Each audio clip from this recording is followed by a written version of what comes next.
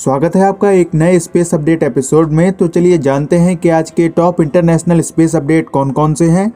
आज की जो पहली अपडेट है वह ब्लू ओरिजिन कंपनी के अनक्रूड स्पेस फ्लाइट मिशन को लेकर है। ब्लू ओरिजिन कंपनी के द्वारा अपने 15वें अनक्रूड स्पेस फ्लाइट मिशन को सक्सेसफुली 14 अप्रैल को न्यू शेफर्ड रॉकेट की मदद से लॉन्च करा गया है और यह जो लॉन्च है वह 12:50 AM EST मतलब कि अगर हम इसको इंडियन टाइम में कन्वर्ट करते हैं तो यह 14 अप्रैल को 10:20 PM IST पर कंडक्ट करा गया था। और यह जो लॉन्च था वह इस बेसिस पर करा गया था कि फ्यूचर में जब इस रॉकेट की मदद से ब्लू ओरिजिन कंपनी के द्वारा अपने पैसेंजर्स को लॉन्च करा जाएगा तब उन पैसेंजर्स को अर्थ पर वापस कैसे लाया जाएगा। आज का यह जो लॉन्च था उसमें ब्लू ओरिजिन कंपनी का जो यह न्यू शेफर्ड रॉकेट था उसने 1,06,021 मीटर के डिस्टेंस को कवर करा था और जिसके बाद इसका जो ऑर्बिटल पेलोड था वह इससे अलग हो गया था। और लॉन्च के करीब 8 मिनट के बाद इस न्यू शेफर्ड रॉकेट का जो फर्स्ट स्टेज का बूस्टर था उसने अर्थ पर मौजूद लॉन्च पैड पर अपनी सक्सेसफुल लैंडिंग को परफॉर्म करा था और साथ ही जो इसका ऑर्बिटल पेलोड था उसने भी पैराशूट की मदद से डेजर्ट पर लैंडिंग करी थी।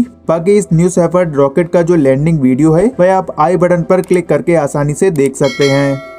जो दूसरी अपडेट है वह भारत के एस्ट्रोनॉमर्स के द्वारा ढूंढे गए नए 200 स्टार्स को लेकर है। आज बिजनेस इंसाइडर में एक रिपोर्ट को पब्लिश करा गया है जिसमें यह बताया गया है कि भारत के Aryabhatta research institute of observational science के एस्ट्रोनॉमर्स के द्वारा पैकमैन नेबुला में 228 नए वेरिएबल स्टार्स की डिस्कवरी करी गई है। और यह जो पैकमैन नेबुला है इसका जो रियल नेम है वह NGC 281 है जो कि पृथ्वी से 9,500 प्रकाश वर्ष की दूरी पर मौजूद है। और इसी NGC 281 नेबुला में भारत के ARIES इंस्टीट्यूट के एस्ट्रोनॉमर्स जिनको की स्नेहलता जी के द्वारा लीड करा जा रहा था के द्वारा एशिया के लार्जेस्ट रिफ्लेक्टिंग टेलीस्कोप देवास्थल का यूज करते हुए 228 नए वेरिएबल स्टार्स की डिस्कवरी करी गई है जिनमें से जो 81 स्टार्स हैं वह एक ही साथ फॉर्म हुए क्लस्टर के मेंबर्स हैं और जो बाकी के 147 स्टार्स हैं वह भी क्लस्टर स्टार्स के आसपास की लोकेशन में ही लोकेटेड है। और इन 147 स्टार्स में से जो 51 स्टार्स हैं वह अभी अपनी प्री मैन सीक्वेंस स्टेज जिसको की फॉर्मेशन के जस्ट बाद की स्टेज कहा जाता है उसमें मौजूद हैं। और जिस देवास्थल टेलीस्कोप की मदद से इन 228 नए स्टार्स की डिस्कवरी करी गई है वह उत्तराखंड के नैनीताल में मौजूद है जिसका जो लेंस है वह 3.6 मीटर्स का है। तो इंडियन एस्ट्रोनॉमर्स के द्वारा करी गई इस बिगेस्ट डिस्कवरी पर इस वीडियो को 1 लाइक तो बनता है।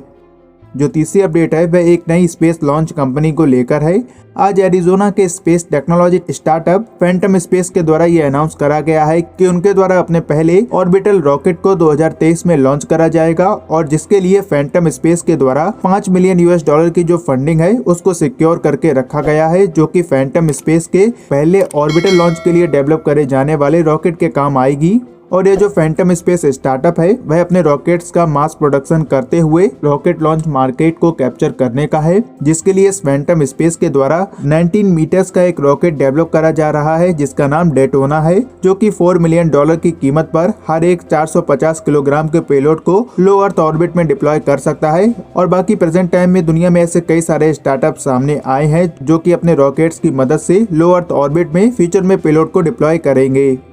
जो चौथी अपडेट है वह नासा के ओसिरिस रेक्स स्पेसक्राफ्ट को लेकर है। नासा का जो ओसिरिस रेक्स स्पेसक्राफ्ट है जिसको कि बेन्यू एस्टेरॉयड की स्टडी करने के लिए लॉन्च करा गया था वह अब फाइनली बेन्यू एस्टेरॉयड के सरफेस के सैंपल्स को कलेक्ट करने के साथ ही 4000 मेगाबाइट के डाटा के साथ इसका जो कैप्सूल है उसको अर्थ तक पहुंचाने के लिए बेन्यू एस्टेरॉयड के ऑर्बिट को छोड़ने की तैयारी कर चुका है। और बेन्यू एस्टेरॉयड के ऑर्बिट को छोड़ने से पहले यह जो ओसिरिस रेक्स स्पेसक्राफ्ट है इसने बेन्यू एस्टेरॉयड के पास की अब तक की सबसे क्लोजेस्ट अप्रोच को पूरा कर लिया है जिसमें इस स्पेसक्राफ्ट के द्वारा बेन्यू एस्टेरॉयड के सरफेस से 3.5 किलोमीटर की ऊंचाई पर उड़ान भरी गई थी। और जिस पोजीशन में इस स्पेसक्राफ्ट के द्वारा इस बेन्यू एस्टेरॉयड की इमेजेस को कैप्चर करा गया है और अब इस ओसिरिस रेक्स स्पेसक्राफ्ट के द्वारा जो सैंपल्स और डाटा को कलेक्ट करा गया है उसको 24 सितंबर 2023 तक अर्थ पर वापस लैंड करवाया जाएगा।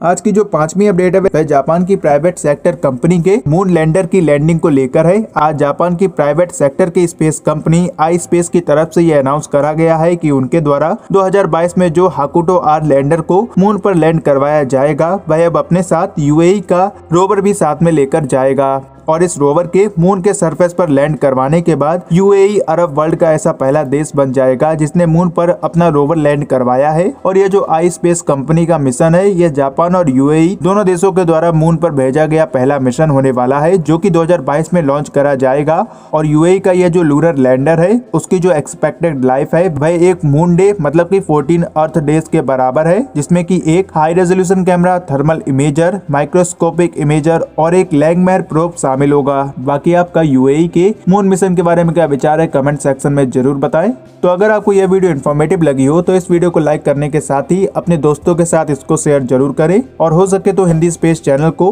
डेली मार्शियन और इंटरनेशनल स्पेस अपडेट्स को हिंदी में देखने के लिए जरूर सब्सक्राइब करें। तो मिलते हैं अगले वीडियो में, तब तक के लिए जय हिंद, जय भारत, वंदे मातरम।